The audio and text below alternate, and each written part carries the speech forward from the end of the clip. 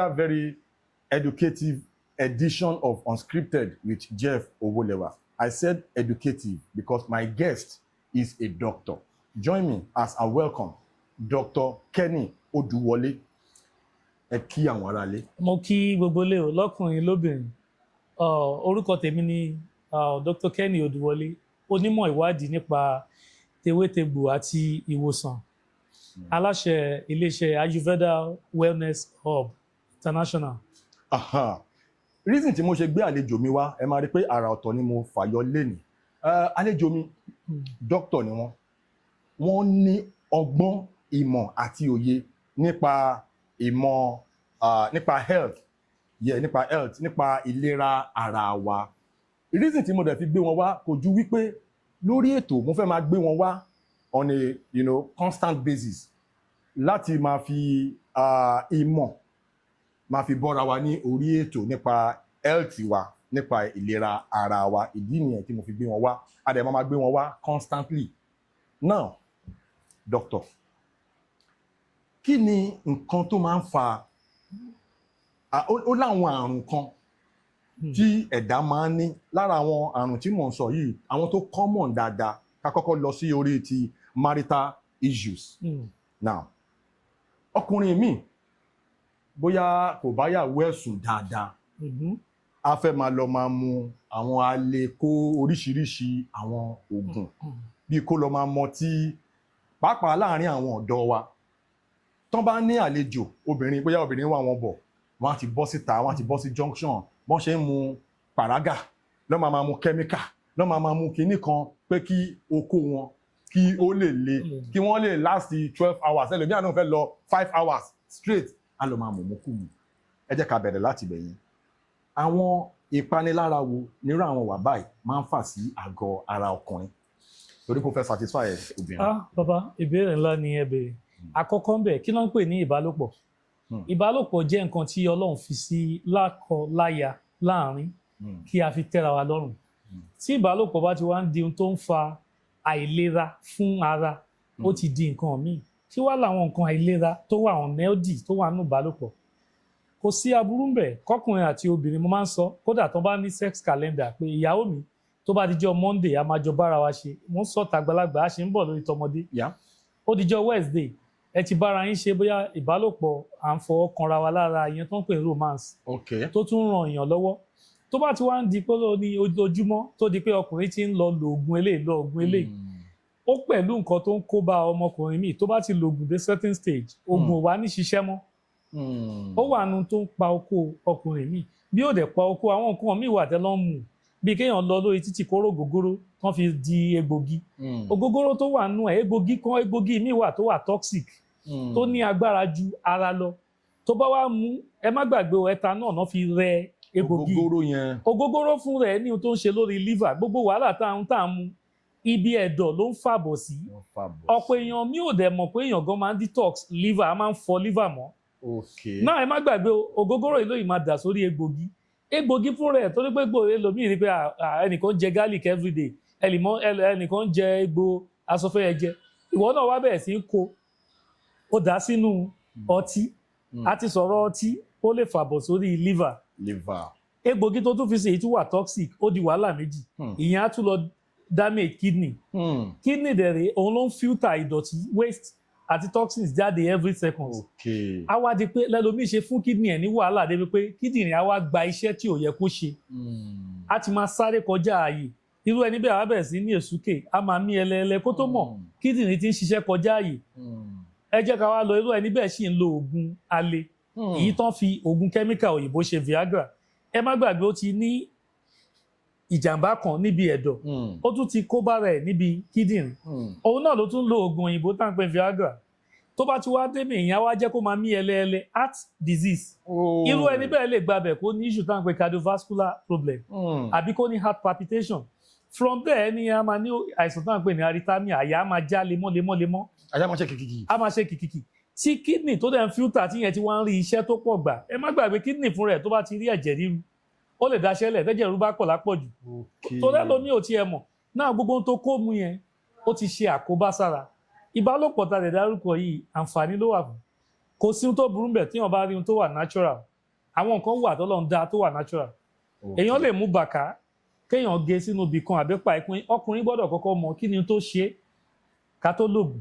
ṣé ohun tó ṣe ẹ́ ìdákọ́lẹ̀ ló ń ṣe ẹ́ ni ọ̀tọ̀ ní kéèyàn ní accident kó jẹ́ pé ẹ̀yìn spinal cord ti kán ó ti di pé penile damage ó kó dúró mọ́ ó yàtọ̀ ọ̀tọ̀ ní kéèyàn ní ohun tá à ń pè ní penile atrophy kókó máa shrink kó máa yòrò lẹ́lòmíì ṣe máa ń ní okó máa ń kéré jọjọ́ orí ẹ̀ lọ ìyẹn náà pé penile ìyẹn dẹ̀ ní í ṣe pẹ̀lú bí àwọn tó mu jẹ̀díjẹ̀dí jù ló àjogúnbá wà bẹ́ẹ̀ bàbá ẹlòmíì ní nǹkan ọmọkùnrin kékeré lòun náà jogúnbá ẹlòmíì dẹ̀ wà ibi tá a ti ń fokó wa ṣeré à ń wo fíìmù ìbálòpọ̀ a ti wò ó jù àwa bẹ̀rẹ̀ sí masturbate à ń fọwọ́ bára wa ṣeré bá wa ṣeré ló wà nù tó kó bẹ́ẹ̀ lónìí. so kíyàn máa ṣe fọwọ́ bá ara ẹni ṣeré ó máa ń kó ìpalára báyàn. ìpalára pọ̀ kódà tó bá dọjọ́ iwájú gan irú ẹni bẹ́ẹ̀ máa ní ohun tá à ń pè ní ED àbí SD ED erectile dysfunction ó kò ní dúró déédéé mọ́ sexual dysfunction ó lè gorí ìyàwó ẹ̀ irú wọn là ń pè ní aróbòkù ó lè gorí ìyàwó ẹ̀ kó ṣe ẹ̀kan kó dúró àbí kó ti ẹ̀ṣẹ̀ ẹ̀kan kó bá lo 30 seconds kó ti dúró a máa fọwọ́ bá rẹ̀ ṣeré ó ń ṣe lójoojúmọ́ ní ikú ń jẹ ọ̀gẹ̀dẹ̀ ó ń rèdí gbogbo ọjọ́ tó fi ń bá rẹ̀ ṣeré ó wà lóbìnrin náà láwọn tó ń lo dìdó tó ń fi ké bára wọn ṣeré ìyẹn tún máa ń jẹ́ kí obìnrin míì gbójú ọjọ́ orí ẹ̀ lọ bẹ́ẹ̀ ọ̀tọ̀ ó ní kẹ́míkà kan tọkùnrin àti obìnrin máa ń release tó bá ń ní ìbálòpọ̀ à ń pè ní oxytocin ṣé tóbìnrin bá ń lo ike tó ń lò natural fluid yóò lè wá ó fọ̀ sí ẹ̀ jáde ni torí ike lè gbé débẹ̀ wákàtí 2 wákàtí 3 ní ìbò ẹni tó wà nílò òyìnbó àbí tọkọ wà nílò òyìnbó ó yàtọ̀ ẹni bẹ́ẹ̀ ìwọ̀ntúnwọ̀nsì dẹ̀ nìkan kì í ṣe ká wá sọ ọ́ di nǹkan ojoojúmọ́ náà ẹni tó ń fọwọ́ bá rẹ̀ ṣeré lọ́kùnrin ó máa ń pa ọkọ lọ́jọ́ iwájú ni kódà òun ẹlòmíì fi máa ń débẹ̀ àwa dẹni tó ní erectile dysfunction nǹkan ọmọkùnrin ò ní dúró mọ́ so ìmí ìgan kìíní yẹn bó ṣe ń ṣe àwa jẹ́ kó máa ní low libido ìyẹn low testosterone tó bá dẹ̀ tọkùnrin bá dẹ̀ ti di ẹni tó ti ní low testosterone nǹkan ọmọkùnrin ò ní dìde bó ṣe yẹ kó dìde mọ́ ni mo ṣe máa ń sọ pé irú ẹni bẹ́ẹ̀ tó bá fẹ́ ní mìtì ìyàwó ẹ̀ yàtọ̀ sí àwọn yẹn kódà àlùbọ́sà tó kéré jù funfun ẹlòmíì gan ọmọ kan àǹfààní wà lára àlùbọ́sà funfun tọkùnrin bá bọ́ ilẹ̀ kó gbé kaná kó jiná dáadáa probably kó wó mi bí 45 cl ìdajì ike ever water tam kó gbé kaná kálùbọ́sà yẹn jiná kó ti fẹ́ di brown kó wá filter ẹ̀ omi yẹn tó yòrò ńbẹ̀ kó fi oyin sí kó máa mú kíní tó mú yìí because àlùbọ́sà funfun fún rẹ̀ antibiotic ni ó ní àwọn properties tó tún da tó ń ṣe fún alẹ́ kódà àwọn nǹkan wà tá a bá fẹ́ ṣe fún àtọ̀ bóyá azoospermia oligospermia àtọ̀ tí ò kí àlùbọ́sà fún àánú tá à ń lò ẹjẹ́ tún gbé yín débẹ̀ kéèyàn tún ní staphylococcus tá a bá kó àwọn egbògi ẹlẹ̀ yálà ẹ̀fọ́ yánrin tàpárà ìsìrìgùn kákó ogun ọjọ́ àlùbọ́sà fún àánú tá a fi ń parí ẹ̀ tó máa ń ṣiṣẹ́ fún pẹ̀lú àṣẹ Ọlọ́run antibiotic ogun ló ń fún rẹ̀ ó ṣe é lò gan kéèyàn jẹ àlùbọ́sà kó treat infection fún yàn but torí pé allergic reaction tó wà ń bẹ̀ kó kàn déédéé ó dàbí kéèyàn máa jẹ garlic everyday nígbà tó over boost immune system ẹ̀ ó dẹ̀ tún níbi tó máa boost immune system dé á become autoimmune immune wa oníbodè náà ń pè kó dènà àìsàn kó dènà infection kó má wọnú àgọ́ ara tó bá ti wá di tó ti over boost ẹ̀ làwọn ẹlòmíì ṣe ní àìsàn bíi lupus ó máa it will now become auto kò ní ṣiṣẹ́ fún ẹ mọ́ á wá gbẹ̀bọ̀dè àwa ara èyí tó yẹ kó dènà àìsàn. àwa tún dá wàhálà lẹ́sàn-án bẹ́ẹ̀ ni ìyẹn náà ṣe ní ìwọ̀ntúnwọ̀nsì ní nǹkan. ibi tẹ́ gbédè yẹn kẹ́ tó lọ jìnnà mo fẹ́ pe àkíyèsí yín sí nǹkan kan tó wà important because ní era tàwa yìí a ti rí pé ọ̀pọ̀lọpọ̀ àwọn obìnrin wa wọn ti wá rí bí nǹkan tí ò dá mọ́ dildo vibrator èyí tó máa tún gbé sójú ara tó máa mí tó máa gbọ̀n báyìí tó máa ṣe báyìí àwọn danger wo ló wà nínú ká máa lo àwọn toys tí à ń sọ̀rọ̀ nípa yìí ẹ sọ fáwọn ará ilé mo fẹ́ kẹ́ wojú kámẹ́rà ẹ kẹ́ analyse ẹ̀ dáadáa. àkọ́kọ́ ń bẹ̀ respect fún bí àṣà yín respect to àwọn tí ọkọ wọn wà ń lo òyìnbó tí ò sẹ́ni tó ń fọwọ́ kàn tí wọ́n dẹ̀ jẹ́ pé normally ara ń ṣòkúta ó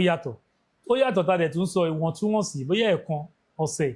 kan just to make yourself happy náà ṣe é fún kì í ṣe kó wá dóúnjẹ àlò ojoojúmọ́ then tí ọba tún máa lò náà àwọn ìjákulẹ̀ tó tún wà ń bẹ̀ ohun tó ń lò ṣé òun sterilize ṣé òun clean ẹ̀ ṣé ó mọ́ ohun tó ń yọ láti ibẹ̀ tó ti bójú abẹ́ kódà ara obìnrin dẹ̀ wà sensitive obìnrin lè dúró síbi tá a wà yìí lásán kí dọ̀tí wà ń bẹ̀ kó dẹni tó ní candidiasis kó dẹni tó ní yeast infection kó dẹni tó ní vaginosis dẹni tó ń tì bọ̀ abẹ́ how clean is it then ó ti lò lójoojúmọ́ àjíyàn kódà ìmí tí wàá bàjẹ́ débi pé a tún yá ọ̀rẹ́ ẹ̀ ní dildo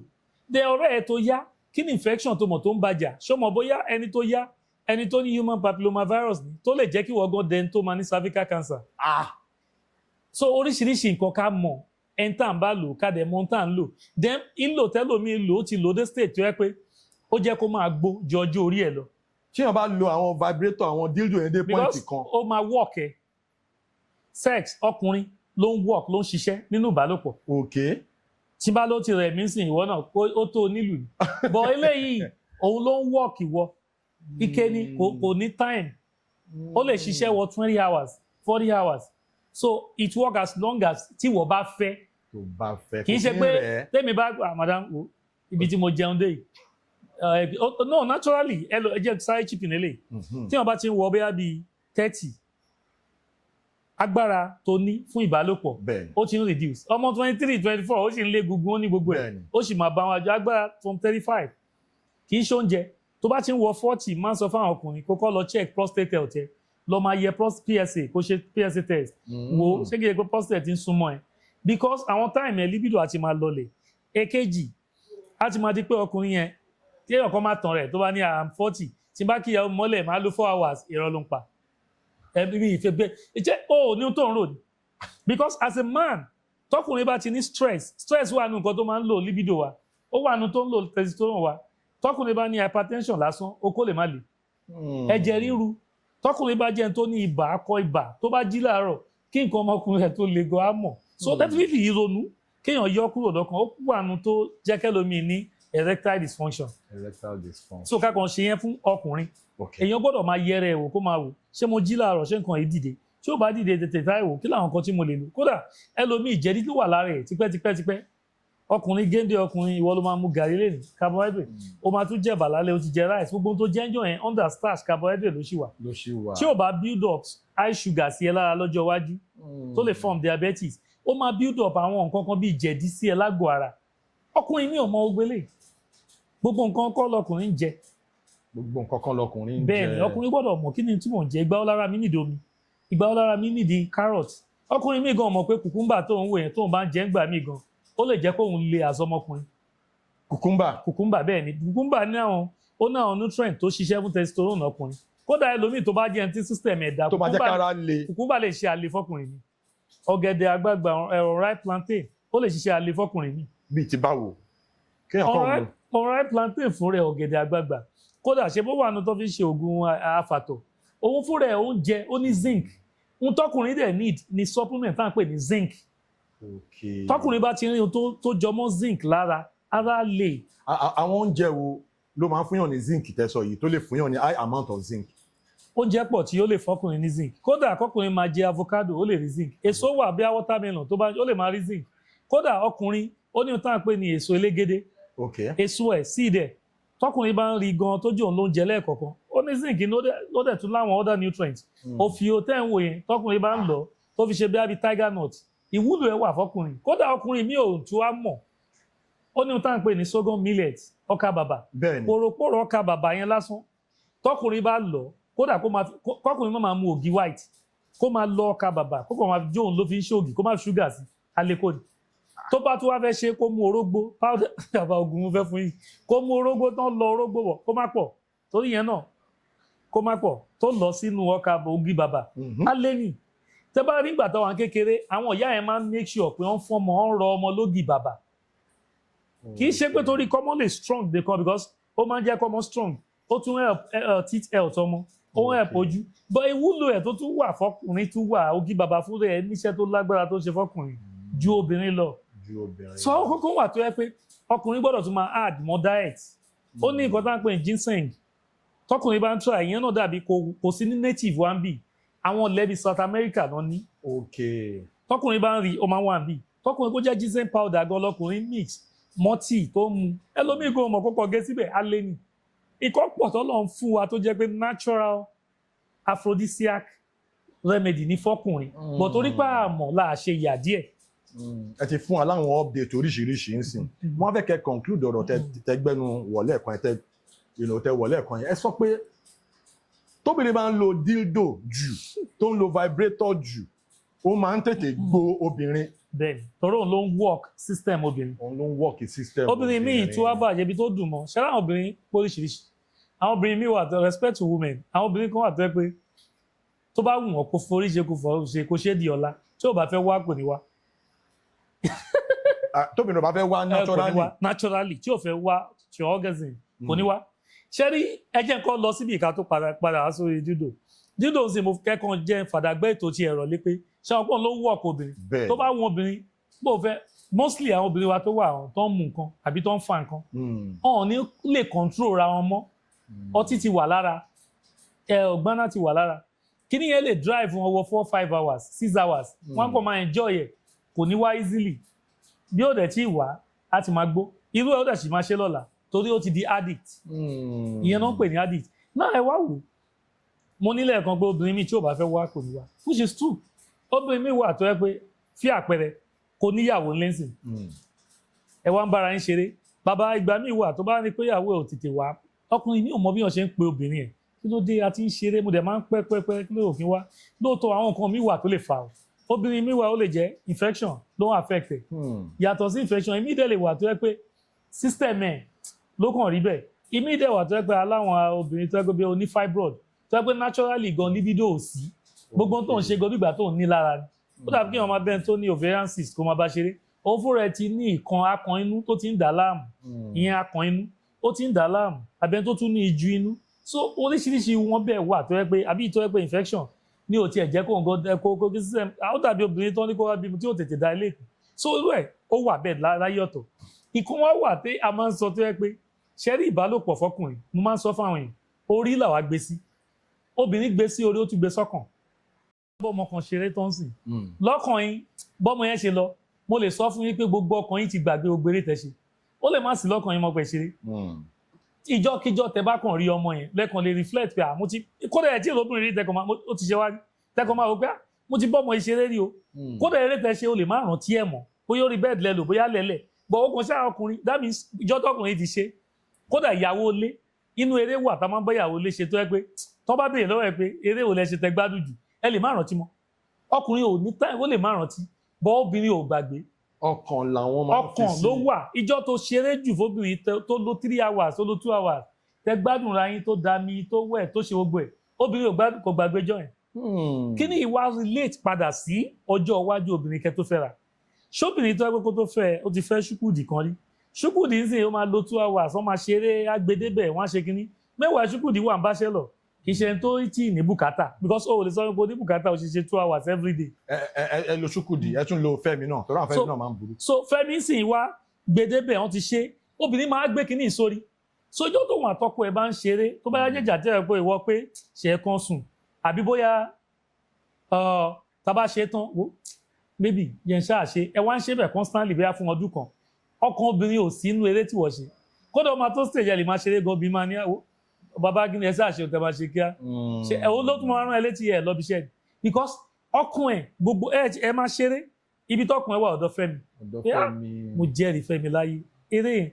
láti gbé mi débẹ̀ so yẹn lóbìnrin fi yàtọ̀ sí tọkùnrin mindset kò kí ń kúrò lọ́kàn obìnrin kò ń kúrò lọ́kàn ọkùnrin sì ìyàwó ò gbé sọ́kàn ó ti kúrò mbẹ́ ò ti ẹ̀ rántí eré kódà ìyàwó lẹ́ẹ̀mí ìbè lọ́wọ́ ẹ̀ ọkọ pé eré ò lẹ́jọ́ ṣe téèyàn ti ẹ̀ lè kó ọgbọ́n ò rántí mọ̀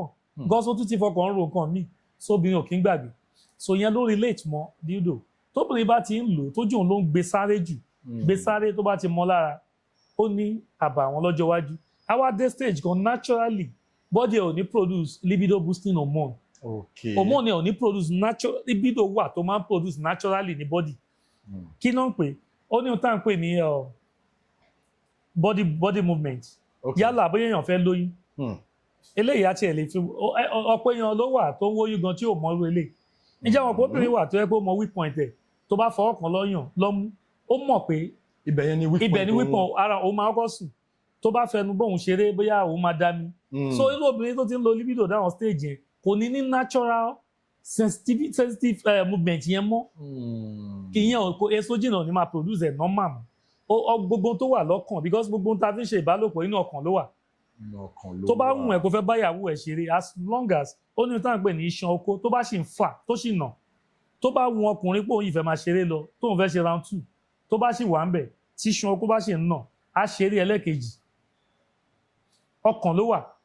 bọ́ ọkùnrin míì tó bá kàn tí wọ́n àkọ́kọ́ tí mo ti ṣe yẹn jẹ́ release ẹ̀ bẹ́ẹ̀ yẹn drop ẹ̀ tí ṣọ́kó bá ti sùn òun náà máa sùn pẹ̀lú ẹ̀ so ìyẹn ló fi máa ń fà á tó yẹ pé tóbìnrin bá rí body movement pé ara ẹ̀ le díẹ̀ wọ́n máa ṣeré so ló àwọn ní libido ẹ̀ ń ṣe ó máa tó stage kan kò ní wá mọ́ naturally so òun ló relate mọ́rú obìnrin tó ń wọ́ ọmọ. ká tó bọ́ sórí ètò ó ní àwọn analysis kan tí ẹ̀ ń fún wa tó ní ṣe pẹ̀lú perfume tó ní ṣe pẹ̀lú cancer cervical cancer ẹ wá sọ kankan pé àfọwọ́fà mo fẹ́ kẹ́ yànnànú ẹ̀ dáadáa fún àwọn ará ilé àwọn nǹkan wo ló máa ń fa cancer ṣé cancer ní cure tàbí kò ní cure fún àwọn tí wọ́n ń gbọ́ wa àwọn nǹkan wo la lè ṣe láti fi prevent ẹ̀ pátápátá ẹ bá wa tàn mọ́lẹ̀ sí. ọ̀dà àkọ́kọ́ ń bẹ̀ kí ló ń pè ní àìsàn jẹjẹrẹ táwọn abnormal cells tó bá ti bẹ̀rẹ̀ sí ń jẹyọ lára a wá máa pa àwọn cell tó dáa ní ara èyí tó yẹ kára máa produce normal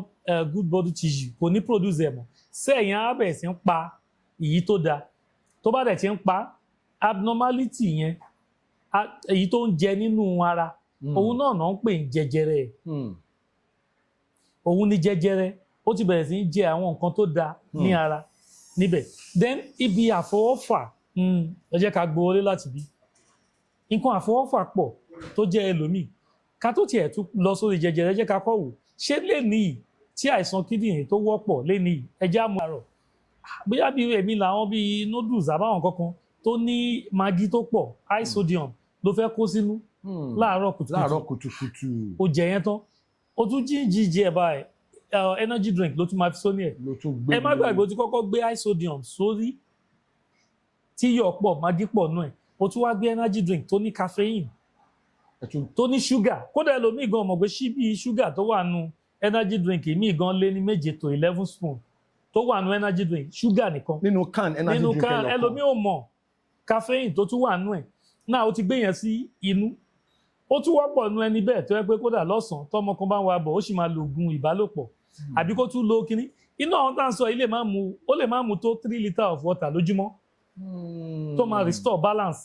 gbogbo tó kó sínú yẹn kọ́ ṣé kìí ṣe àfọwọ́fà ni so ibi tá ti máa lo àfọwọ́fà ni lórí jẹjẹrẹ tẹ́sán yẹn èwo la fẹ́ dárúkọ ńbẹ̀ ẹjá sọ̀rọ̀ lungs ẹ wo lungs cancer ọkùnrin míì wà tó yẹ pé ibi tá ti ń mu sìgá mu gbó mu gbogbo nǹkan tó ń rí káàkiri ó ti fà á débi pé kódà òun gan mọ̀ pálí tó fi ń ta kíní ìwọ gan ti rí ohun tó kọ sára ẹ̀ wọ́n á kọ smokers are liable to die young tó wù lóró bí ìgbà tó máa fọ̀bẹ gún yàn ní no kì í ṣe pé máa fọ̀bẹ gún ẹ̀ ń lè ohun tó ń fà kódà ẹlòmíì tó bá fọ́ sínú mú ẹ̀ á ti bẹ̀rẹ̀ sí ń dúdú àwọn kankan ló ń jẹ nínú ẹlòmíì ti bẹ̀rẹ̀ sí náwọn àìsàn bíi pulmonary embolism láti máa náwọn kankan tó yẹ pé ẹlòmíì gan ti ní COPD pulmonary obstruction láti máa ṣe kó tó yẹ pé kò ní lè mí á máa mí ẹlẹ́ẹlẹ́ lórí pé à ń fa kínní ibẹ̀ lẹ́lòmíì ti ní ìṣòro náà ẹlòmíì dẹ̀ wà tó yẹ pé ojoojúmọ́ ayé perfume tóun gan ń lò ó kọjá ohun tó yẹ kó lò òórùn perfume míì tó because àwọn èèyàn mọ̀ afẹ́fẹ́ wa tá à ń gbà yìí inú ẹ̀ ní ìwòsàn ogun tó lágbára jù tọ́lọ́run fún wa afẹ́fẹ́ ni téèyàn bá ń wá àlàáfíà sìn tó nídìí kíní ara afẹ́fẹ́ lèèyàn ti lè rí àlàáfíà tó dájú téèyàn bá jókòó síbi làwọn bàbá wa láyé ìgbà yẹn wọ́n á jókòó sábẹ́ igi wọ́n á máa gba atẹ́gùn afẹ́fẹ́ tó ń fẹ́ sí wọn nímú àlàáfíà ni wọ́n wá lọ nílé wọ́n á jẹun wọ́n á lọ sùn bọ́ lẹ́ni yìí afẹ́fẹ́ wo là ń gbà ṣé wọ́n tí mo ní o lọ jẹ oríṣiríṣi nǹkan káàkiri ẹgbẹ́ lẹ́yìn industry wà ń bẹ̀ generator tó ń lo eruku gbogbo ẹ ti papọ̀ mọ́nú afẹ́fẹ́ wa ó dàbí kéèyàn máa sọ̀rọ̀ òjò gbogbo mọ́tò tó ń kọjá kẹlómi wa ó wá ní ibi tẹ́lómi tún ti rí ìṣòro nínú stomach cancer tó ṣẹlòmí ibi tó ti ní problem ibi tá ti ń mú omi òjò gan ni omi tẹ́lómi mu tó máa ní ẹ lọ mú mi òjò ọ̀tọ̀ lẹ́ni tó ní ọ̀sà ọgbẹ́ ẹnu ó yàtọ̀ ọ̀tọ̀ wá ní stomach cancer a lot of factors tó lè fà kódà kí ló fi relate omi òjò mọ́ cholera omi òjò mọ́ kọ́lẹ́rà. ibà tó bá bèèrè lọ ẹlòmíì gan pé báwo lòjò ṣe ń rọ̀ ìgbà tí yóò mọ́ kò ní mọrú omi tó mu first rain tó bá kọ́kọ́ wá kì í ṣe omi tó lè mu. first rain tó bá kọ́kọ́ rọ̀. o ò lè kó tó bá mu either kò land hospital àbí kò land míì mọ̀ except tó bá ní o tó fi filter omi lé. because one kí ni process kójò tó rọ̀ kí ni process òjò fún rẹ̀ ẹlòmíì ò mọ̀ wọ́n á ní àbí ó ti wọ́n lọ́n lásìkò yìí ló fi rọ̀ Ọlọ́run kan ló ń kọ́ ló ń rọ òjò ní process tiẹ̀ náà. Process wo lòjò tún ní? Good. Ṣé bó mi ilẹ̀lẹ̀ ta dà sílẹ̀? Okay. Òun nílẹ̀ fà mu ló padà sókè, evaporation ló take process. Evaporation bá take process, cloud máa wá form blue. Òfurufú tó di blue, omi tó regún síbẹ̀ náà ló dà padà sílẹ̀. Then ìdọ̀tí tó kó lọ sókè náà bó lẹ́rò bó lọ, ó wà nínú omi tó lọ sókè. Then tó bá tún máa padà tó jẹ́ omi pan lẹ́lòmíì tún gbà mọ́nú omi nígbà tí èèyàn tún mu ìdọ̀tí ni. Torí gbàtà kéré tójò bá rọ̀ bá ya máa lọ ibi ọ̀gọ̀rọ̀ ọjà la máa ṣeré la máa mú la máa ṣeré nínú ẹ̀. Olófà tí rate ọmọ kékeré malaria àti gbogbo nǹkan ló fi pọ̀. Ọ̀tọ̀ ní kéèyàn tún wẹ̀ lójò kó wà allergic sẹ́lòmíì la. Òjò tó rọ̀ sí pẹ̀lú àwọn ìdọ̀tí ló ń rọ̀, dust títì ti wà, gbogbo nǹkan ti wà. Eruku mọ́ ogun ẹ̀ ló ń gbé padà sílẹ̀ fún wa. So ẹlòmíì gan kódà ibẹ̀ ló ti ní skin allergy. Ibẹ̀ lẹ́lòmíì ti ní skin rashes. So a ṣe ń sọ̀rọ̀ lórí jẹjẹrẹ, a tún sọ nínú, then nínú gbà míì kí làwọn nǹkan tẹ́lòmíì jẹ. Most oúnjẹ tá à ń jẹ léni yìí ti wà adulterated. Bíi ti báwo? Oyin, tẹ́ bá lẹ fẹ́ lá oyin sìn, ṣé oyin tẹ́ ń lá láyé ìgbà yẹn náà lẹ ṣe ń lá sìn? Ṣúgà, ṣàkárì gbogbo ẹ̀ náà ti dà sóyin. Ẹmu ògùrọ̀ ṣólè ló lè rẹ́mu gidi mú sìn mọ́ ni. Ṣàkárì ti wà ń bẹ̀, kódà ibòmíì wà omi ògì omi dùn náà máa rẹ torí omi dùn ní the same component pẹ̀lú ẹmu wọ́n jọra wọn. Omi dùn náà dàbí tó bá rẹ ó máa ń ferment láàrin ijọ́ kẹta, kódà tó bá mu omi dùn mu gan tó àwọn ẹlòmíì tún mix sí màmú ẹ̀rọ tó ṣe business mi ìtàṣírí bọ àwọn ẹlòmíì mix sí màmú tó ẹgbàá jọ ẹmu lójú ó funfun òun náà kòkòrò ń bò tó bá bu sí màmú ṣé ò ní rẹ́mu ògidì wọ́n á dẹ̀ fi sugar balance ẹ̀. Bàbá Ọlọ́run ló ń ṣọ́ wa ní ohun tá à ń jẹ. So tá a bá fẹ́ sọ̀rọ̀ jẹjẹrẹ kákan máa mú léyìn ọ̀kọ̀ọ̀kan ni. Ẹ jẹ́ àwo bread tá à ń jẹ lénìí. Tó lówó bá dé supermarket kan á ní àìjọ bread tí mo fẹ́ jẹ bromate free ni mo fẹ́ o. Ẹlòmíì ò jókòó Nàìjíríà kó béèrè pé kí ló ń pè bromate. Bromate. Chemical kan ló ń jẹ́ bẹ́ẹ̀ bromate potassium. Kódà àwọn NAFDAC ti bá nàìjíríà kan rí ó máa mú bread fine bread á funfun á ṣe é rí lójú. Bọ́ bàbá téèyàn bá jẹ́ lájẹjù ó pẹ̀lú tó ń fún ẹlòmíì ní ọgbẹ́ ẹnu. Ìyá Kímù ó jẹ yálàyà búrẹ́dì. Bẹ́ẹ̀ ni ẹ wá wò á sì máa rápẹrẹ bí ò ṣe inú bí ò ṣe kinní. So kì í ṣe pé èèyàn ní jẹ mo kú prefer kéèyàn kú jẹ èyí tó brown tó wá natural tó jó pẹ̀lú pan. Déèyàn bá dẹ̀ tún máa jẹ bẹ́ẹ̀ gan-an ṣó oúnjẹ àjẹ ojoojúmọ́ mọ́ sí. Ṣúgà ti wà ń bẹ̀ milk oríṣiríṣi nǹkan ló ti wà ń bẹ̀. So kí ni tá à ń jẹ sí inú ìyẹn ni mo ṣe lè link àfọwọ́fà mọ́ jẹjẹrẹ. Ẹ gbé lọ síbi breast cancer àti cervical cancer. Ẹ jẹ́ ká kọ́ mú látòrí breast. Ǹjẹ́ mọ̀ pé lóòótọ́ yàtọ̀ sí hereditary àwọn àìsàn jẹjẹrẹ míì wà tó jẹ́ pé àjogúnbá o. Then ẹ jẹ́ ká kọ́ mú lórí breast engorgement. Obìnrin míì bímọ ó bímọ tán báyìí fọ́mọ lọ́mú irọ́ omi ọmú wá bẹ̀rẹ̀ sí ń rẹ síbẹ̀ ó ń regún. Ó dijọ́ kejì fọ́mọ lọ́mú kò fún. Òun fúnra ẹ̀ mọ̀ tó ń bá fọ́mọ lọ́mú yẹn níjọ́ kẹta àbíjọ́ kejì ọmọ máa ṣàárẹ̀. Àwọn tó gbọ́n lóòótọ́ wọ́n ra breast pump wọ́n bẹ̀rẹ̀ sí ń fún omi yẹn wọ́n á fún dànù wọ́n á waste ẹ̀. Èyí tó ti wà ń bẹ̀ láti bí ìjẹta yẹn. tó wà ń bẹ̀ láti jẹta tó bá regún tí mi ìbá ní ọ̀la kódà tó bá fi ń pẹ́ bẹ̀ ó wà nù tó fẹ́ lòmí ìgan láìsàn jẹjẹrẹ. Bíi ti báwo. Bàbá ṣẹ́ríà obìnrin hormone wọn estrogen hormone obìnrin yẹn ó jẹ́ hormone kan tó ní agbára. Kódà obìnrin mi lọ́mọ kékeré mi ẹ̀jẹ̀ nǹkan sáré ìyàwó bí tán bá sọ fún kò ìbímọ bó ṣe ní àìsàn fibroid ìjú a máa wò pé àtòhun ò tí ìbímọ báwo ló ń ṣe fẹ́ ní jù báwo ló ń ṣe fẹ́ ní kíní ó ti gbàgbé pé ńgbà míì gan wà ìfún ike tékèwé lásán kẹ́míkà tó wà nínú ẹ̀ tó bá lọ fi ike yẹn róúnjẹ tó bá jẹ oúnjẹ tó gbóná tó jẹ ẹ bá melt mọ́ ike tó gbé dání òórùn kẹ́míkà yẹn ò tí ì kúrò lára ike ó máa melt mọ́ nǹkan tó gbóná tó wà bí wọ́n á papọ̀ náà kí lóbìnrin yẹn jẹ sínú ó dàbí pé kéèyàn kó perfume díẹ̀ sínú ike kan kó tíntín ní báyìí tó bá dá oúnjẹ sínú ike yẹn ṣé oúnjẹ máa lé òórùn perfume lọ kò ní lè mọ́ so the same thing ló ń lọ sínú àti perfume àti oúnjẹ ló jẹ sínú estrogen obìnrin ò dẹ̀ kí ń pẹ́ kó tó trigger tó bá ti ń ráwọn nǹkan yẹn èyí tó yẹ kó wá ṣiṣẹ́ fóbìnrin yẹn ní ṣiṣẹ́ pé fertility kó yọ ọmọ á kàn bẹ̀rẹ̀ sí develop àwọn tumor kéékèèké kan kó tó mọ̀ so bẹ́ẹ̀ náà ni ó ṣe ń ṣiṣẹ́ fún breast wàhálà fóbìnrin ìyẹn wá yàtọ̀ sí ti cervical cancer tẹ́ dárúkọ títí yẹn tún ní í ṣe pẹ̀lú àfọwọ́fà. Bíi ti báwo. Àfọwọ́fà ni pé cervical cancer ò kí dédé ṣe obìnrin ìmí ìjẹyọ látara pé obìnrin bẹ́lẹ̀ ní ìbálòpọ̀ yálà ó ti ní staphylococcus àbáwọn àìsàn kankan ó tún bẹ́lẹ̀ náà ní ìbálòpọ̀ eléyìí náà ti ní kíní kó tó mọ̀ obìnrin ti ń develop àwọn tó ń pè ní human papillomavirus ìyẹn HPV tóbìnrin bá dẹ̀ ti dé stage yẹn tó bá lọ ṣe pap smear tó ti lọ ṣàyẹ̀wò fún kò sí bó ṣe fẹ́ kó là láàrin ọdún méjì ìgbà ó ní ọ̀ní cervical cancer so ìdánilẹ́kọ̀ọ́ eléyìí àǹfààní tó pọ̀ fún obìnrin èmi kàn máa nílò ìpàrọwà tóbìnrin bá mọ̀ pé yes òun ò ṣetán pẹ̀lú ọkọ òun nìkan gbìyànjú ìbálòpọ̀ ni kó máa lò púpọ̀ náà ọkùnrin o lè bẹ́lẹ̀ ìṣeré ń sìn o mọ́. analysis àwọn àlàyé tí ẹ̀ ń ṣe yìí ẹ jọ̀ọ́ mo fẹ́ kẹ́ tún tan ìmọ́lẹ̀ sí orí ọ̀rọ̀ ulcer torí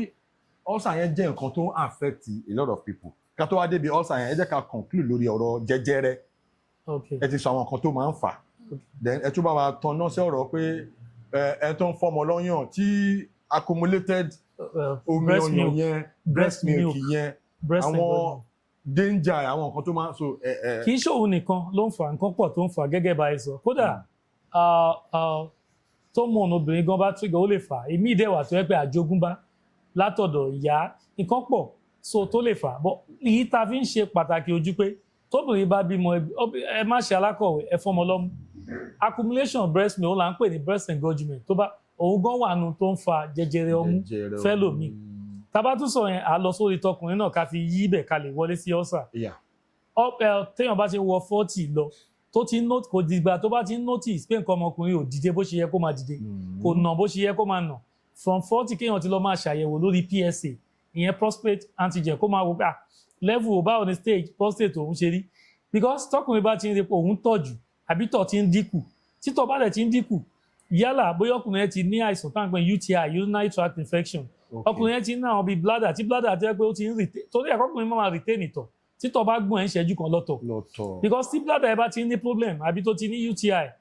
àwọn àìsàn kọ̀ọ̀kan wà tó yẹ pé lọ́jọ́ ogbó tí ó jìnnà sọ́kùnrin so ìyẹn bẹ́ẹ̀ kọ́kùnrin máa yẹ ilé ìtọ̀wò kó máa yẹ̀ wò lóòrèkóòrè ọkùnrin míì ti láwọn àìsàn tá à ń pè bíi hydrocele ẹlòmíì ti wà tó yẹ pé kórópọ̀n ti bẹ̀rẹ̀ sí ń dùn á máa ṣàkíyèsí nǹkan kan ó ní ohun tá à ń pè ní varicocele á máa rìn kórópọ̀n á máa dùn lẹ́ẹ̀kọ̀ọ̀kan àwọn kòkòrò kan bíi kórópọ̀n ó lè jókòó sórí ọ̀kadà ẹpọ̀n á máa dùn kò ní kákún àwọn kinní yìí dẹ̀ wà tó yẹ kó ti ń jẹyọ àwọn kò láti máa bí àwọn kòkòrò kódà ibẹ̀ lẹ́lòmíì tí inú tó ń pè ní E. coli tó ba àtọ̀ jẹ́ tí ò fi rọ́mọ bí so kakàn yan ọ bẹ́ẹ̀ ká wọlé sínú ulcer ìgbà tẹ́ bẹ̀rẹ̀ ulcer inú mi dùn fẹ́lẹ̀ ìtẹ̀bẹ̀rẹ̀ ǹjẹ́ wọn pé táwọn yẹn bá sọ̀rọ̀ ulcer máa ń kọ́kọ́ rẹ́rìn ọgbẹ́ inú náà ń pè ní ulcer ọ̀pọ̀ èèyàn ní ulcer ọgbẹ́ inú ń ṣe ohun tó ń ṣe kò mọ ohun tó ń ṣe gbogbo èèyàn kàn kígbe mo ní ulcer mo ní ulcer mo ní ulcer bẹ́ẹ̀ lọ́wọ́ mi pé ókè irú ulcer púpọ̀ náà èèyàn kan ló mọ̀ pé peptic kan ló ṣe ó ní táwọn pè ní duodenal ẹlòmídẹ̀ wà tó yẹ pé H. pylori ló ń ṣe kì í ṣe stomach kì í ṣe peptic ulcer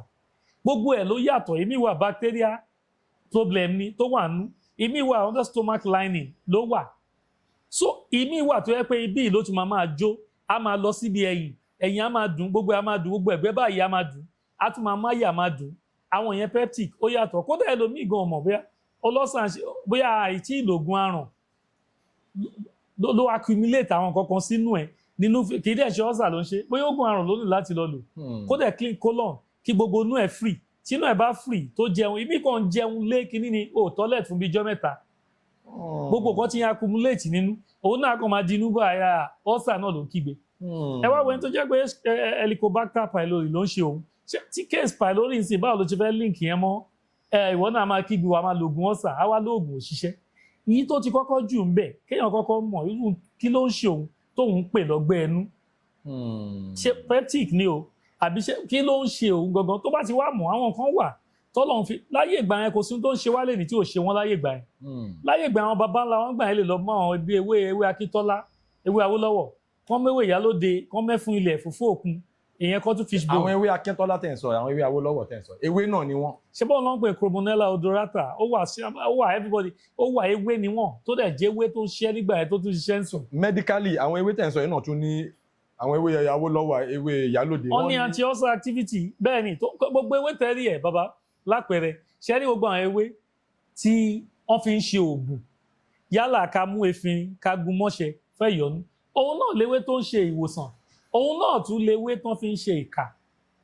ewé kan náà. tó ń ṣe ìwòsàn lọ́ máa gún mọ́ṣẹ́ pẹ̀lú àwọn kankan a ṣiṣẹ́ ara spiritual òun náà ló máa ṣe ìwòsàn healthy òun náà ṣáàlẹ́ nìkan máa méwé tọ́nà poṣó á dẹ̀ méwé akíka á dẹ̀ jó mọ́ nǹkan kan á dẹ̀ porúkọ èèyàn á dẹ̀ fi ṣèkà fún. the same ewé yẹn náà ni ewé kan náà ni téèyàn bá lóun mú ewé tọ́nà gbowó sìn wọ́n gun mátàrí wọ́n ní kò fi já ṣe jẹ́ ṣebí kọ́ náà là ní the same ewé tọ́nà gbowó yìí náà tá a bá gun mọ́ nǹkan míì a fi ń treat either bladder issue àbí UTI. so ẹni tó bá wá ní orí cancer yẹn orí ulcer la wà àwọn nǹkan wo ni ẹni tó bá ní ulcer lè máa sá fún irú àwọn ulcer wo àwọn nǹkan wo wọ́n lè máa sá fún. good àkọ́kọ́ ń bẹ̀ tí ó bá jẹ́ ẹni tó ti ń pass gas kó máa watch rẹ̀ kó try tí iṣó bá gbọ̀n kó má dúró rárá kó yá kéèyàn dẹ̀ tún máa watch iṣó nítumọ̀ because àwọn èèyàn rò bóyá gbogbo ohun tá à ń ṣe ni ò nítumọ̀ tí iṣó bá ti ń jáde tó ń rùn ìyẹn túmọ̀ sí pé àwọn bacteria kọ̀ọ̀kan wà nínú ẹ̀ ó ní láti flush ẹlòmíì gan ọmọ kan máa ń detox colon tí colon garbage colon wá dàbí ilé ìdọ̀tí ni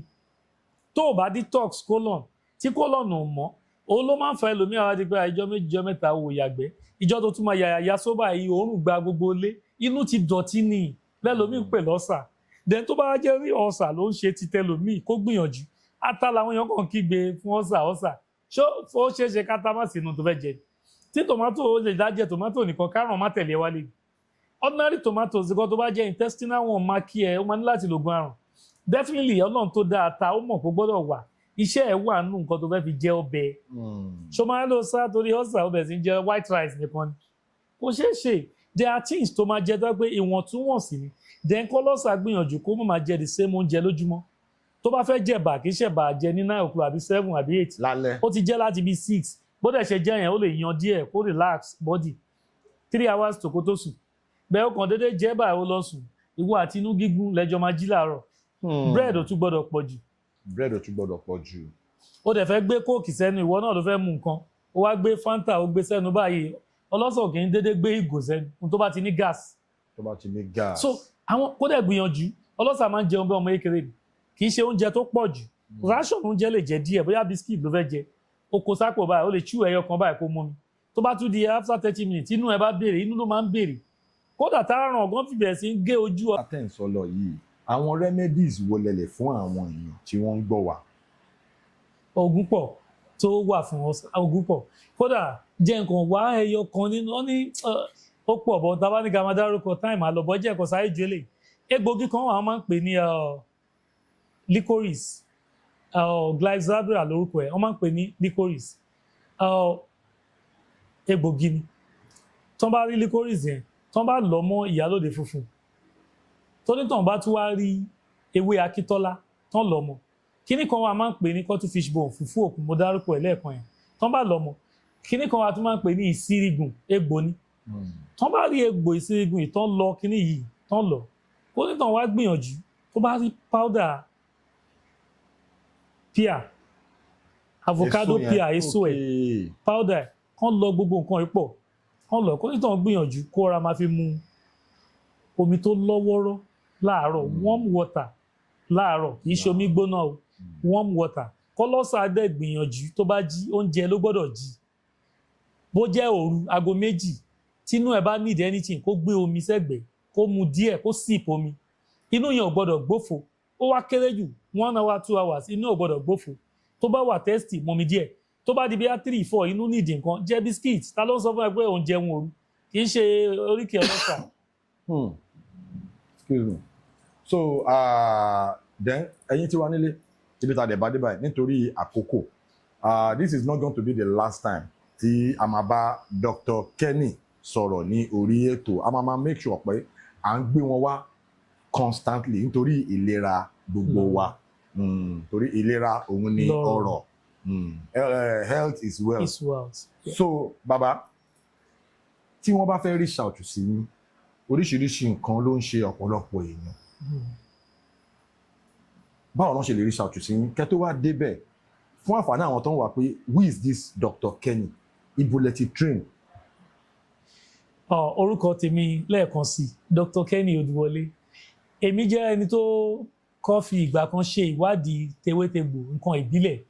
lọ́dọ̀ àwọn arúgbó bí àwọn ìyá bàbá ti wà níjẹ̀bú òde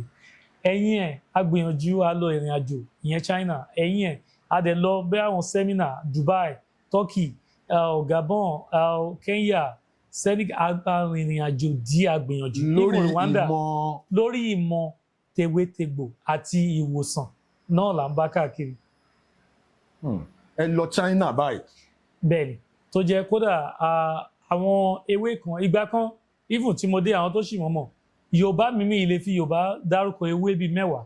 mo dẹ̀ lè máa dárúkọ ewé ní Chinese ní botanica ní French tí ilẹ̀ máa fi ṣú ká máa sọ yálà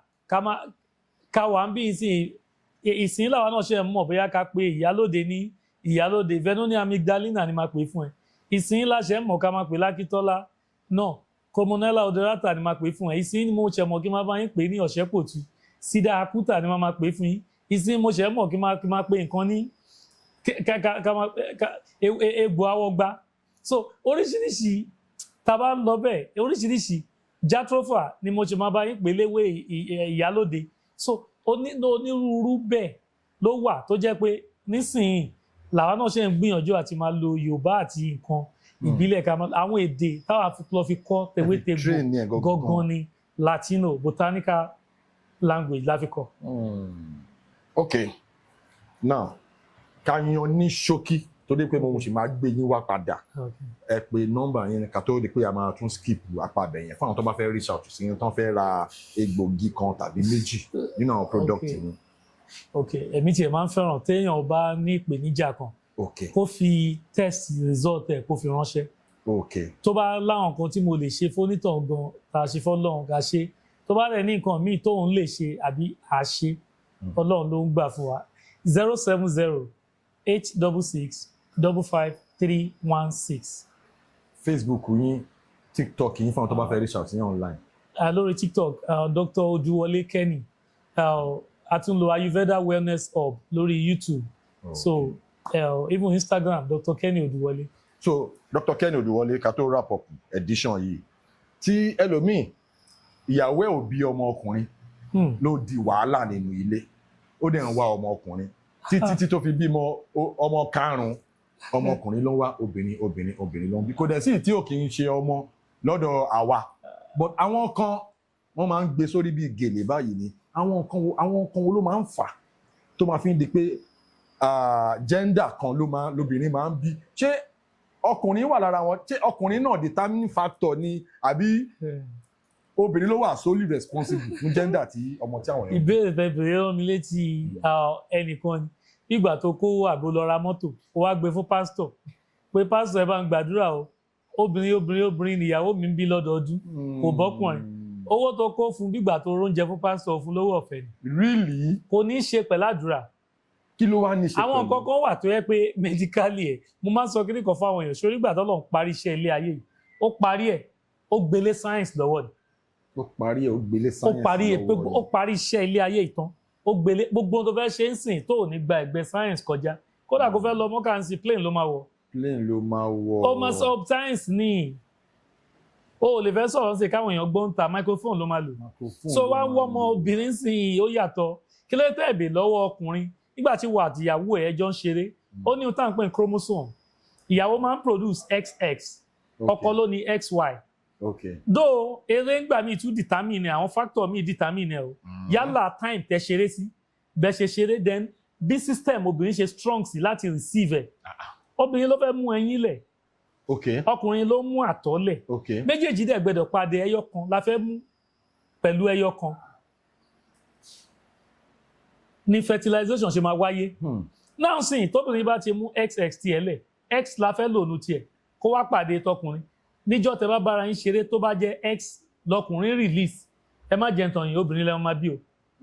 ẹ bá máa ṣe bẹ́ẹ̀ títí di ọ̀la obìnrin lẹ́wọ̀n máa bí ó dijọ́ tọkùnrin fún rẹ̀ tí bọ́dì ẹ̀ bá release chromosome Y tó bá lọ pàdé X tìyàwó ó ti di XY wọ́n á bí ọkùnrin ó simple. lára reason tí obìnrin fi ń bí gender tí obìnrin máa bí. ọkùnrin kì í ṣe pé ó wà lára reason obìnrin ò lè produce XY. ọkùnrin gangan ní determining factor. ṣe bọ́ ìwọ ló fàtọ́ lẹ̀ lẹ́lòmíì ti balẹ̀ ẹ̀jẹ̀ ló ti bọ̀nà jẹ́. ìwọ ló ṣe bí wọ́n lọ. ọmọkùnrin àbọ̀ ọmọ obìnrin kì í ṣe pé èèyàn máa ń na ìyàwó ẹ̀ àbọ̀ ń bú ìyàwó ẹ̀ nírọ̀ o ó ní ohun tó ń determine ẹ̀ o ọkùnrin fún rẹ̀ chromosome wo ló ń produce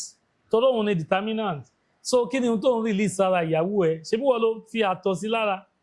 àtọ̀ ẹ̀ dẹ̀ ni ohun tó ń speak ó ní ohun tó wọlé sára ẹ̀ sọ ọkùnrin mi kàn rò bóun kàn da àtọ̀ síbẹ̀ then àtọ̀ tó da síbẹ̀ gan ṣó tí check ẹ̀ gan bóyá ẹ̀ volume tí sọ yẹ kí sperm kíní ẹ̀ wà ṣó pé ṣé àwọn sperm cells tó wà active ṣé gbogbo ẹ̀ ló wọlé sára ìyàwó ẹ̀ ó gbọ́ àwọn yẹn lóòótọ́ ẹyọ kan la fẹ́ lò bọ̀ ṣé gbogbo ẹ̀ ló wà active then kí ni ṣe xy tó rí ló gbé sára ìyàwó ẹ̀ ni tó fi ń retí ọkùnrin torí mi ti bú ìyàwó ẹ̀ ó ti nà. ọ̀rọ̀ tẹ́yìn sọ yìí ó ti da ilé oríṣiríṣi àwọn ìyá ọkọ tẹ̀ ti léyàwó mi dànù wípé obìnrin ó fi gbogbo lé bóbìnrin kò bọ́kùnrin kankan fún mi. ọmọ yìí ni kẹ́ béèrè lọ́wọ́ ẹ̀ pé kí lòun náà ń fi sí ara ìyàwó ẹ̀ at least kálóbìnrin tí ó wà fertile tí ò ń ṣàbíamọ ẹ̀ ti rí lára ẹ̀ ẹlẹ́yàn bímọ ó ti bóbìnrin ó bí méjì ó bẹ́ mẹ́ta definitely obìnrin tó wà 100% fertile ló ń lóyún náà so kì í ṣe pé kò pé lóbìnrin kì í ṣàgàn ó wà fertile so ẹ̀yin ní kẹ́ wò pé kí lọmọ wa ń fi sí lára ṣé xx ló ń fi sí àbí xy tó pé ló ń fi sí lára ló fi láfi ń retí ọkùnrin ni so ìyẹn ò ń ṣe ohun téèyàn lọ mú bóyá à ń mu tíì lé lórí àbá ń ṣàdúrà lóòótọ́ Ọlọ́run ló ń ṣe ọmọ báyé mọ̀ bẹ́ẹ̀ kí lọkùnrin náà fi sára obìnrin ibẹ̀ làdúrà ti máa pé ìwọ Ọlọ́run jọ èyí ti fẹ́ ṣe pẹ̀lú obìnrin lé ní o jẹ́ kó jẹ́ xy ibi tọkùnrin ti ní ìdàdúrà nìyẹn kì í ṣe pé wá lọ ń gbé mọ́tò fún pásọ̀kọ̀ ẹjọ́ kó fi ń rọ́ o. ọ̀rọ̀ yìí ọ̀rọ̀ gender ọmọ yìí kò kí ń ṣe nǹkan tá a máa sọ tán lé ní a jẹ́ ká fi àdàgbà bẹ̀ yẹn rọ̀ sí apá ibẹ̀ yẹn a kàn ní ká sọ ká kàn yan kí ọ̀pọ̀lọpọ̀ lè mọ̀ pé kò kí ń ṣe ìyàwó ẹ̀ ní determining factor tó máa fi bí gender kan meanwhile kò sí tí kò kí ń ṣe ọmọ now fún nǹkan kan tọ́pìkì kan wà tó máa ń da ọ̀pọ̀lọpọ̀ ilé rú fertility infertility tí mo gbòyìnbó yẹn fertility bíbímọ àti àìrọ́mọbí bíbímọ àti àìrọ́mọbí àwọn nǹkan wo ló máa ń fà mo fẹ́ kẹ́kọ̀ọ́ yan díẹ̀. ok ẹ jẹ́ ká sáré brief yẹn kí ló ń pè ní fertility ìyẹn túmọ̀ sí pé ọkùnrin tó pé àti obìnrin tó pé tán má pàdé ra wọn tó lè di tí fertilization tó máa occur ìyẹn náà ń pè ní pé fertility àbí kí ló dẹ̀ ń fà obìnrin míì gan wà tó yẹ pé ó ti láwọn ìṣòro kan ẹ jẹ́ wá sọ̀rọ̀ infertility obìnrin míì ti ní yálà fibroid yálà ovarian cyst yálà PID pelvic inflammatory disease kódà obìnrin míì gan infection ni ò jẹ́ kó di ẹni tó ní ọmọ kódà obìnrin míì tí wọ́n wà tó yẹ pé ó ti ń overweight kò dẹ̀ control weight ẹ̀ ìyẹn ló fà kódà bàbá ẹjẹ tún gbé yín débẹ̀ a tún máa ń bú obìnrin gbà mí tọkùnrin tiẹ̀ wá easy àmọ́ yálà kò ní oligospermia azezospermia kódà ọkùnrin ní ìgò ọmọ tó ń pè necrosospermia. ẹjọ àwọn oligospermia macrospermia. ṣe báwọn yẹn ti wà lórí àtọ̀ ṣíṣàn àtọ̀ òkì àtọ̀ ọlẹ̀ ó tún ní bí wọ́n ṣe ń control ẹ̀ wá tún morphology ọ̀tọ̀ àti motility báwo ló ṣe ń sáré sí ó gbọ́dọ̀ sáré lọ pàdé ẹyin báwo ṣàtọ̀ yìí ò lẹ jẹ́ kó tún wá wo gbogbo yìí èyí tó wá ṣe kókó tọkùnrin mi ò tiẹ̀ kì í rò ọkọ̀ wò pé dókítà látọ̀ mi wà òkè àtọ̀ pé ó wà òkè ṣó tí wàá yẹ̀wò pé ṣàtọ̀ yìí ṣé kò ń ṣe pátọ̀ tó ní necrososo ṣé àwọn cells tó ń dọmọ ṣé kòkòrò tó ń dọmọ ṣó wà nú àtọ̀ tí cell tó ń dọmọ ò bá sínú àtọ̀ kẹ́ṣẹ́ dọ̀la obìnrin ò lè lóyún àwọn sperm cells tó ń dọmọ ṣó wà nú àtọ̀ ọkùnrin mi àdá ni àtọ̀ mi ti bá dà ó kí kódà ọkùnrin mi tún máa ń tan rẹ̀ gan ni ìyàwó mi ló ń pólẹ̀ èmi tó gbé last year mo ti fihàn lóyún ó fihàn lóyún last year ò ní ká tó ẹ má bàjẹ́ yẹ yìí. bẹ́ẹ̀ni àwọn kan mi wà tọkùnrin mi jẹ ọjọ́ mi à lọ síbẹ̀. àwa aláyàn bá tó jẹ́ pé ọkọ olóyún a máa ń dàbòlẹ̀ bẹ́ẹ̀ ni. ọkùnrin mi ti mutí dé stage kan tó yẹ pé ọtí ló bàtọ̀ jẹ́ ìmí wà tó yẹ pé bí a ti ń gbé nǹkan tó wúwo tó gbóná sórí bóyá laptop bóyá àwọn nǹkan tó heat. ó tún máa ń fà. èmi gan wà ibi tó ti ń wọ underwear tight tó yẹ pé tight pant báyìí máa fún mọ́yàn dì. so ṣebí testis kórópọ̀n wa ibẹ̀ ni production àtọ̀ ti ń wá nínú testicle náà ibẹ̀ ń sìn tó bá ti fún mọ́ pátá tí gbogbo ẹ̀ fún mọ́ra wọn ó fún láyè láti fún freedom so ló ṣe fàǹgbà míì tó yẹ pé kọkùnrin gbìyànjú tó jẹ́ ẹni tó ń wọ́mọ àwọn kọ́kọ́ wà tó yẹ pé gbà ẹ̀ ó gbọ́dọ̀ ti máa mu tó yẹ pé á tún máa help ẹ láti máa produce àtọ̀ fúnjọ́ mi ó yẹ yín sìn tó yẹ pé bí èmi làwọn egbò ọ̀gbọ̀lọ̀ àwọn kan yẹn ó lè sóòkè sínú omi àwọn egbò àgbọn coconut root ọkùnrin ní gan mọ̀ pé ó tún wúlò fún láti boost bẹ́ẹ̀ ní spermatozoa so ẹjẹ́ wá sọ obìnrin kódà obìnrin míì ìkọ́kọ̀ ò ṣe ẹ wo gbọ́ àwọn tó dáwọ́ lẹ́ẹ̀kan pé PID pelvic problem fibroid obìnrin míì ò ní any problem ọkọ gan ò ní any problem. kí ló wá lè fa infertility. kódà obìnrin míì ò mọ̀ pé bí ta ti ń jẹ oúnjẹ àjẹjù òun wọ́ ọmọ ìwọ ló máa jókòó síbi tó ti ń jẹran high protein tó máa jẹ ẹran tó máa jẹ high kìíní kan gbogbo ẹ máa kó gbogbo ẹjọ jẹ wọ ẹlòmíà dé bí apá lọ báyìí obìnrin ó ti mu tí yó now ọtí tó mú sí ó ti trigger hormone estrogen tó yẹ kó wá ṣiṣẹ́ fún ẹ naturally kó boost kó fertility ìyẹn sì ọtí ò ní jẹ́ kó ṣiṣẹ́ á máa bẹ̀rẹ̀ sí á máa ṣiṣẹ́ á máa wà unstable now obìnrin ò mọ̀ ìmí ti jẹun débi pé ó ti overweight sísanra gan obìnrin mi ò mọ̀ pé òun ló fà kó bá fóun ìmí ìdẹ̀rẹ̀ obìnrin mi wàhálà pọ̀ ẹni tó lóyún gan dókítà sọ fún pé má ṣe wàhálà o má ṣe stress obìnrin míì tí wọ́n gbàgbé pé ó ní tank ó ní cortisol kan ó ní hormone kan ṣe pé tó bá release ìyẹn stress wà nù tó yẹ kó obìnrin míì dẹ̀ tó ní cancer. stress. ẹ máa wọ pé stress wàhálà tí stress bá pọ̀ jù ẹ wo most obìnrin míì tó fi dẹ̀ tó ní anxiety àbí depression stress ni tí stress bá pọ̀ lápọ̀ jù obìnrin míì ò lè lóyún obìnrin sọ ń wóyún wọ́n ló kọ́ lọ orí òkè ó ti lọ ṣàdúrà lo 2 hours ojú kò ń bẹ ó máa lọ síbi wàhálà pọ̀ inú kan iná so stress ò ti gbọ́dọ̀ pọ̀ obìnrin míì gan ti ẹ̀rọ lọ́bẹ̀ pé kódà ó máa ń stay hydrated omi mímu obìnrin míì kò sí nǹkan tó ṣe àìkí momi gan déédéé kò jẹ́ kí system ẹ̀ ṣiṣẹ́ functionally obìnrin míì rẹ̀ sọ ọgbọ́n pọ̀ tó ẹgbẹ́ obìnrin míì kákan yan lọ sórí ohun tó fa tàwọn obìnrin míì èmi gan mọ̀ pé exercise dà obìnrin mi kàn jókòó báyìí lẹ́yìn kó jẹ ogun ẹ̀ kàn jókòó báyìí ìjọ wo lòun ráyè kó jog kí system ẹ̀ tiẹ̀ kó tún reinvigorate kó kí gbogbo nǹkan kó jí pépé lára no ìwọ tó ń wo yígan tó ti di pé low libido kódà libido gan ò wá mú tí libido gan ara ò gbé báwo ló ṣe wá fi ìmí gan ọmọ ṣe ń track cycle bẹ́ẹ̀ lọ́wọ́ obìnrin mi gan péjọ lo ovulate kò mọ́ ovulation gan kò mọ́ náà ìjọ tó ovulate bóyá nà ẹ mọ problem táwọn míì tún ọkọ àtìyàwó wàá gbọ́ mo kú gorí ẹ̀ lójoojúmọ́ o ò lóyún tààrùn ẹ̀ṣẹ̀ gorí ẹ̀ lójoojúmọ́ kí ló ń pè ní ovulatory period kí ló ń pè ní window period ṣé bí ó ní àwọn tó ń pè ní window period time tí ẹyin obìnrin bá jáde tóbìnrin ti bẹ̀rẹ̀ sí rí tó bá fọwọ́ kan mú ẹ̀ báyìí ó ní time pé sensational movement ọyàn á bẹ̀rẹ̀ sí ṣe báyìí a máa wù pé kọ́kọ́ ẹ̀ bá lò pọ̀ kó bá lò pọ̀ ńjọ́ yẹn tó bá wá bí ẹ̀ pàǹtì ẹ̀ ó máa rí nǹkan kékeré kan báyìí bíi white mucus kíní yẹn là ń pè ní cervical mucus kíní yẹn á funfun báyìí lábẹ́ pàǹ ó tún gbọ́dọ̀ ṣọ́ tó lóbìnrin mi gan ò tún mọ́mọ́ yẹn ń ṣọ́ kò tún gbọ́dọ̀ dúdú ó gbọ́dọ̀ ṣọ́ gbọ́dọ̀ wà clear white báyìí bóyá bí kíní ó mì pé ẹyin tó jáde ó rẹ́dì tẹ́ bá ṣeré lálẹ́ ẹjọ́ yẹn ẹ̀ bímọ kò wá ń ṣeré ojoojúmọ́ tẹ̀ ń ṣe la fẹ́ lò ìjọ tẹ track ló matter kódà obìnrin mi gan ó kàn ṣe nǹkan oṣù ni ó dẹ̀ lóun wọ́ ọmọ kò mọ bó ṣe control kò bó ṣe calculate o gbọ́dọ̀ ṣọ́ ẹni tó ń wóyún wàá máa ṣọ́ nǹkan oṣù ṣé kò dúdú o gbọ́dọ̀ máa ṣọ́ ṣé kò yọ̀ ó di mélòó ó di méjì ẹlòmíì kan ṣe nǹkan oṣù kò mọ̀ pé èèyàn máa ń ṣọ́ ṣé ó ń clot táwọn kọ́kọ́ bá ti bẹ̀rẹ̀ sí ń clot tó ń dì nínú nǹkan oṣù ẹ gbogbo ẹ̀ ló dẹ̀ nítumọ̀ tó bá dúdú ó ti ń fún ẹ lápẹ̀rẹ̀ yálà infection tó bá ti ń yọ̀ ó ti ní kó máa yẹ fallopian tube ẹ kó máa wò báwo ṣé kò ṣe pé ó ti dí àbí nǹkan kan ni ò jẹ́ kí àtọ̀ swim wọlé ó ṣe tó bá ti di pé ó ti ń form clotting ó ń fún enzyme yálà ovarian cyst yálà ó ní tó ń pè myoma yálà fibro ìkan pọ̀ bá ó pọ̀ ẹ wo ẹ̀yin tí wà nílé ẹ jẹ́ ká fi àdàgbà ètò yìí báyìí ká fi rọ̀ báyìí màá tún gbé Dr. Kenny màá tún gbé wọn wá sí orí ètò wọn máa tún fi oríṣiríṣi àwọn nǹkan tí àti ẹ̀ gbọ́ rí tó ń fa àwọn àìsàn sí àgọ́ ara wa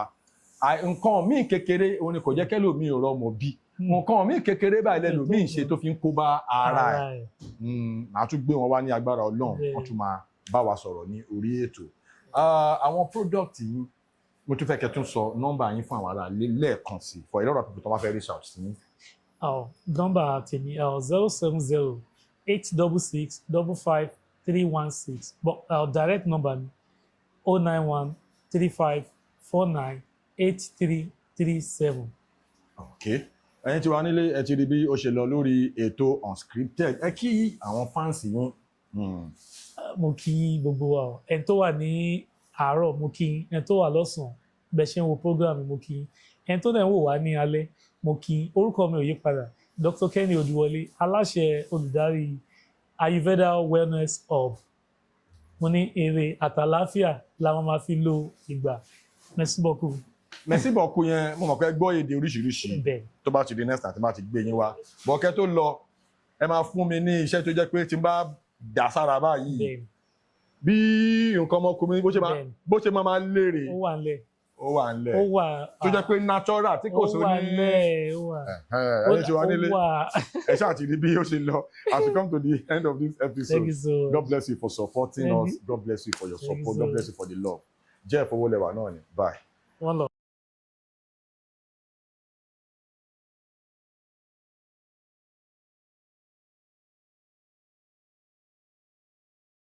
Please subscribe to my YouTube channel and press the notification button.